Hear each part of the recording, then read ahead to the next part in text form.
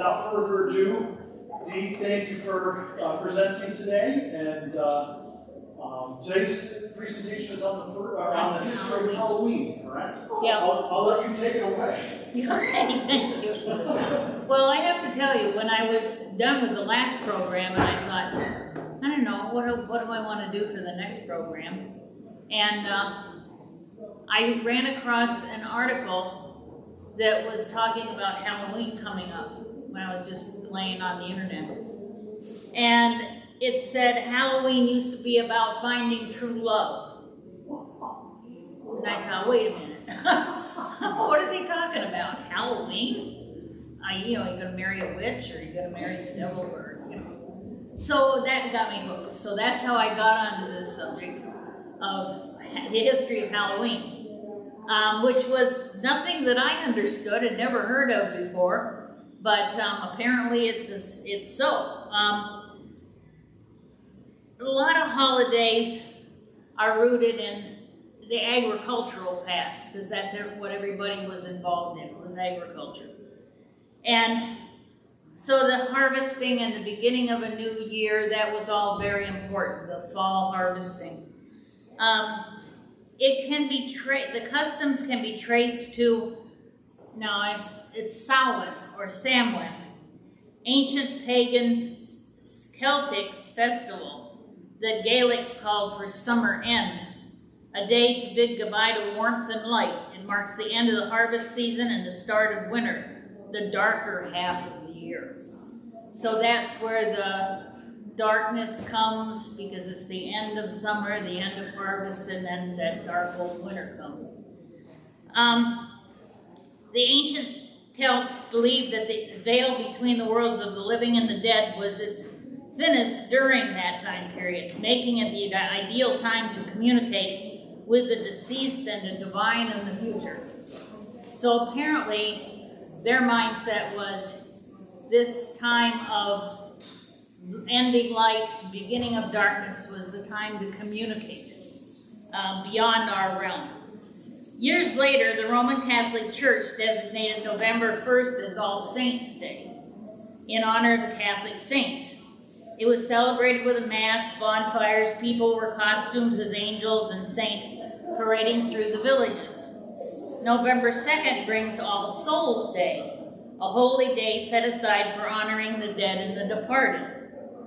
Just as November 1st was once called All Hallows' Day, October 31st was called All Hallows' Eve.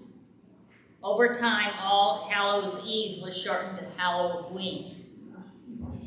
So it has a religious beginning, even though I wouldn't look at what I remember as Halloween as anything religious. It was all spooky and candy and, people playing jokes. But apparently that's where it originated. And from that we get the witches on broomsticks and bobbing for apples and carving pumpkins. And so all those traditions started out because of All Hallows' Eve. But the thing that got me interested the most, like I said, was Halloween used to be about finding love. Well, that's so far from what I know, it got me hooked on finding out why. Halloween having something to do with love? No, not as far as I knew.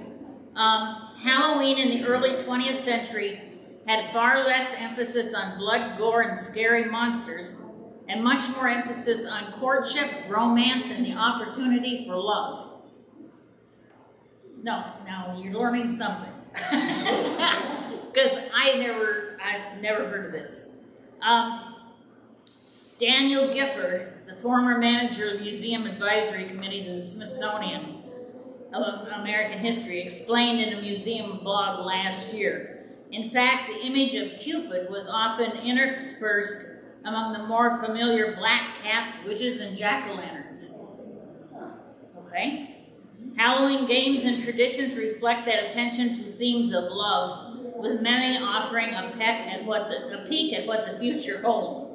For women in a restrictive society, they offered a semblance of control. Apparently, this was like pre-Victorian or around Victorian times. Given the importance of finding a desirable, marriageable man in an era when prim, proper, ladylike behavior was the norm, and young women often reveled in chances to participate in well-established and regarded traditions that might guide them to their spouses of their dreams.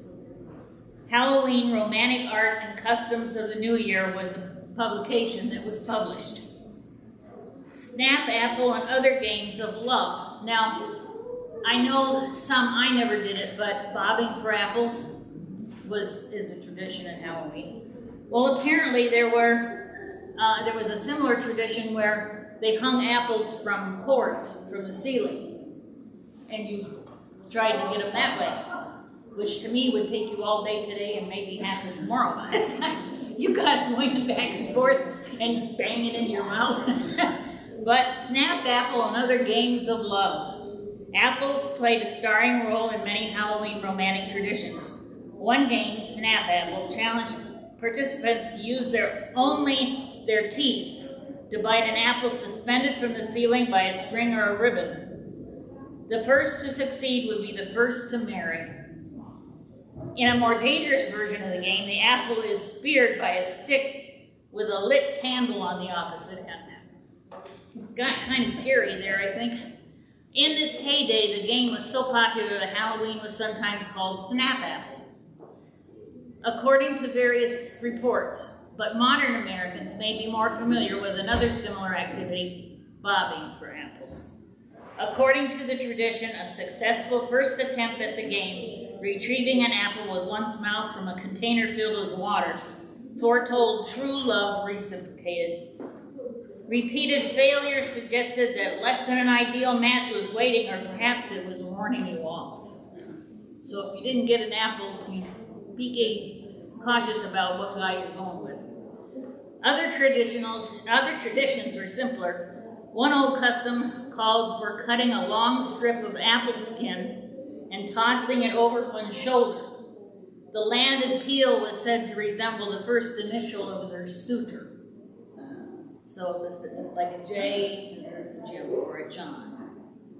Okay? Another tradition involved eating an apple in front of a mirror to conjure up the image of one's soulmate, just in time for him or her to ask for the last bite. So hopefully, as you're eating in front of the mirror, somebody walks up behind you. The seeds in an apple meant something. They offered insight with poems serving as guides to what they were predicting. One such poem says, "One seed shows you'll get a letter. 2, a dish you're going to break. 3 seeds, you'll hear some good news. 4, a ride you soon will take. 5, you will be disappointed. 6, you're going to meet a friend. 7 brings you a surprise. 8, some money you will spend. 9 shows there's pleasure coming. 10, you'll have something to wear. 11, you will take a trip. 12, some good luck you will share. 13 seeds, you'll have a fright. 14, your future days are bright." Now, I don't know if anybody's eaten an apple, but I've never found 14 seeds on an apple. I just say 5 or 6. I don't know what kind of apples they were eating, but apparently, the more seeds, the more chance you took. Another game described was involving buying 3 items: a dime, a ring, and a thimble. And you hid them in mashed potatoes. The food was then served to guests at the party. The guest who received the ring would soon marry. The one with the thimble would spend most of his or her life alone, while the guest who got the dime could expect fame or fortune. So eat your potatoes carefully. Like I said, I learned a whole lot that I never knew before. Halloween matchmaking and lesser-known rituals. In particular, many had to do with helping young women identify their future husbands and reassuring them that they would someday, with luck, by next Halloween, be married. In 18th century Ireland, a matchmaking cook might bury a ring in her mashed potatoes on Halloween night, hoping to bring true love to the diner who found it. So a lot of these traditions started in Ireland and Scotland and came over here to us. In Scotland, fortune tellers recommended that an eligible young woman name a hazelnut for each of her suitors and then toss the nuts into the fireplace. The nut that burned to ashes rather than popping or exploding, the story went, represented the girl's future husband. In some versions of this legend, the opposite was true. The nut that burned away symbolized a love that would not last. So you had to be careful which instructions you were reading. Another tale had it that if a young woman ate a sugary concoction made of walnuts, hazelnuts, and nutmeg before bed on Halloween night, she would dream about her future husband. So make yourself a good sugary dessert and eat it and go to bed. Young women tossed the apple peels over their shoulders, hoping the peels would fall into the floor and the initial of their future husband. Other rituals were more competitive. At some Halloween parties, the first guest to find a burr on a chestnut hunt would be the first to marry. First of all, they'd have to explain to me what a burr on a nut was. I guess I'm not familiar enough with that. I was going to say, you have to the whole thing. Yeah. The outer shell. Right, it's the outer shell, but I've never paid enough attention, I guess, to know whether there was one there or not. Other rituals are more competitive. At some Halloween parties, the first guest to find a burr on a chestnut hunt would be the first to marry. At others, the first successful apple bobber would be the first down the aisle. So whoever did the thing first had the good outlook. The American Halloween tradition of trick-or-treating probably dates back to the early All Souls Day parades in England. During the festivities, poor citizens would beg for food and families would give them pastries called soul cakes in return for their promise to pray for the family's dead relatives. Borrowing from the European tradition, Americans began to dress up in costumes and go house to house asking for food or money, a practice that eventually became today's trick-or-treat tradition. Young women believed that on Halloween they could divine the name and appearance of a future husband by doing tricks and with yarn, apple parings, or mirrors. So if you did those certain things, then maybe a man would come past you and be your future husband. So I was surprised by some of the things and not familiar with them. My trick-or-treating days didn't involve those kinds of things, and I had never heard of them. But I like this one. Thanks. We all know about a jack-o'-lantern and what that is. It's a pumpkin with a face and usually a light on the inside. Well, this is how we got jack-o'-lanterns. The legend of Stingy Jack. People have been making jack-o'-lanterns at Halloween for centuries.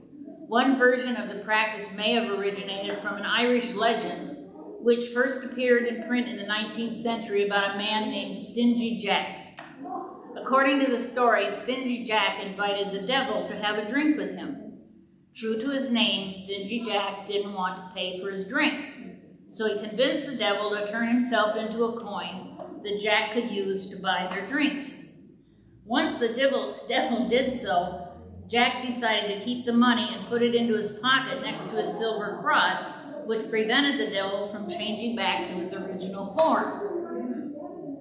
Jack eventually freed the devil under the condition that he would not bother Jack for 1 year, and that should Jack die, he would not claim his soul.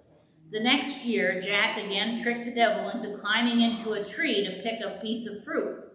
While he was up in the tree, Jack carved a sign with a cross into the tree bark so that the devil could not come down until the devil promised Jack not to bother him for 10 more years.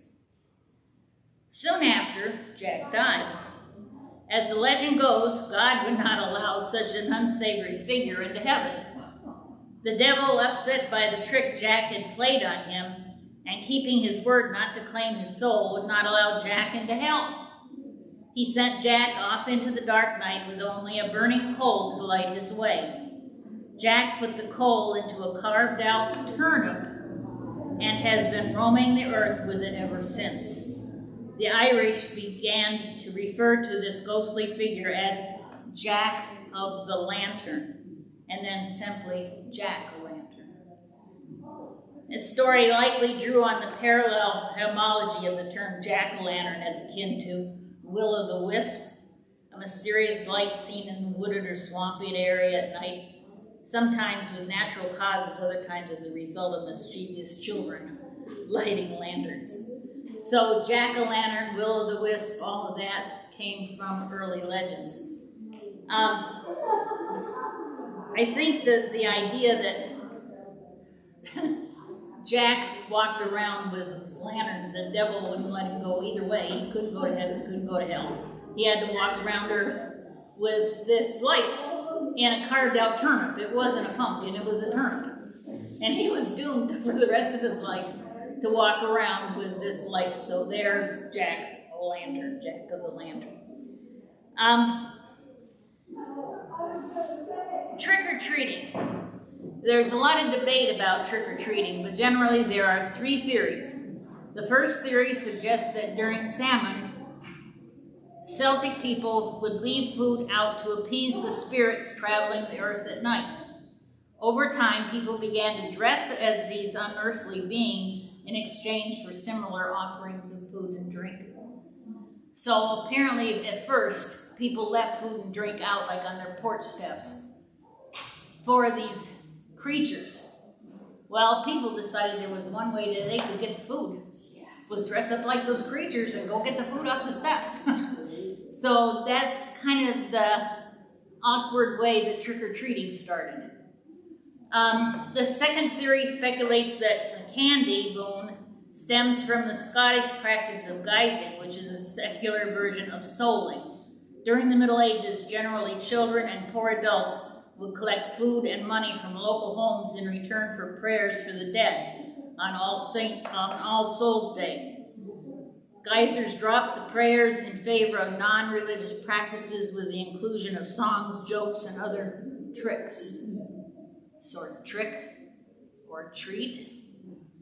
And the third theory argues that modern American trick-or-treating stems from bell-snickling, a German-American Christmas tradition where children would dress in costume and then call on their neighbors to see if the adults could guess the identities of the disguise.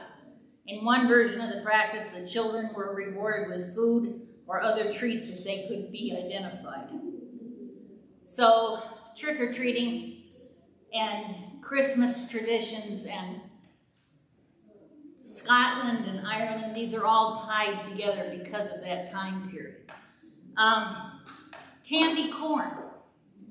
Candy corn. A candy maker at the Wonderwall Candy Company in Philadelphia is sometimes credited with inventing tricolored candy in the 1880s. But candy corn did not become a widespread sensation until the Gold's Company brought the candy to the masses in 1898. Candy corn was originally called chicken feed. I like that. I'd like to call it chicken feed from now on. And it's sold in boxes with the slogan, "Something worth crowing for." I like that. I think they should get those. Initially, it was just an autumnal candy because of corn's association with the harvest time. Candy corn later became Halloween specific when trick-or-treating grew in popularity during the 1950s. So candy corn, or chicken feed, I still like that chicken feed the best. Halloween candies of the 1900s.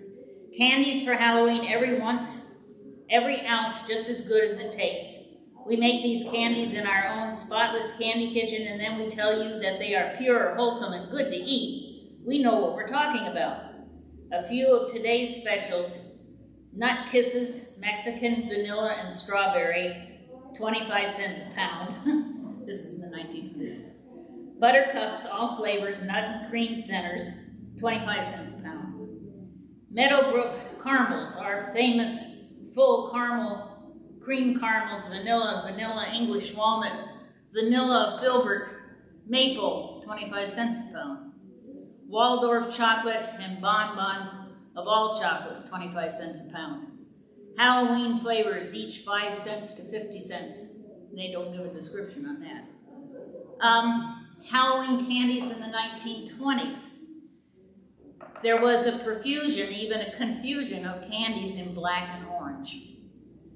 There were orange gumdrops, orange jelly beans, orange buttercups, and chips and hard candies.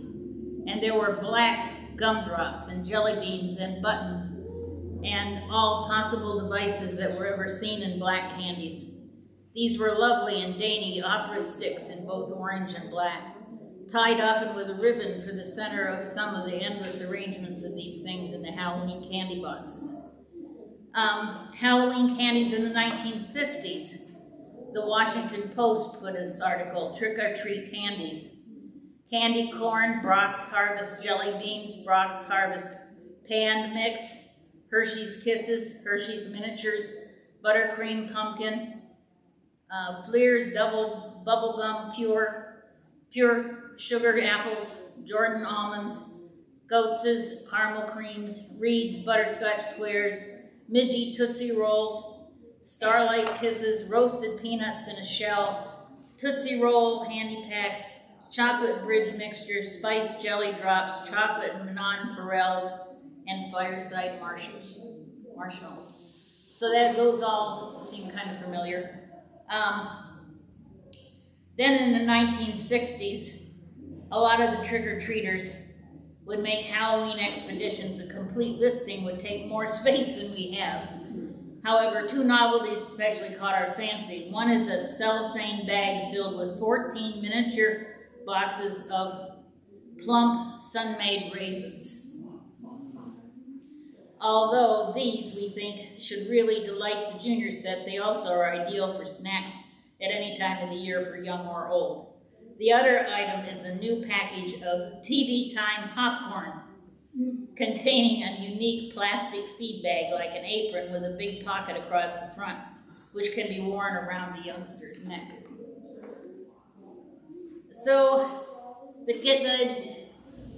trick-or-treating items changed over the years and became more and more the manufactured type that put out for Hershey's labels or whatever their labels are. The other thing that caught my eye when I first started this and found out about the romantic end of it was how many of you heard that cabbage was a big deal at Halloween? Did it mean anything to you? Didn't mean a thing to me. Cabbage was a big deal.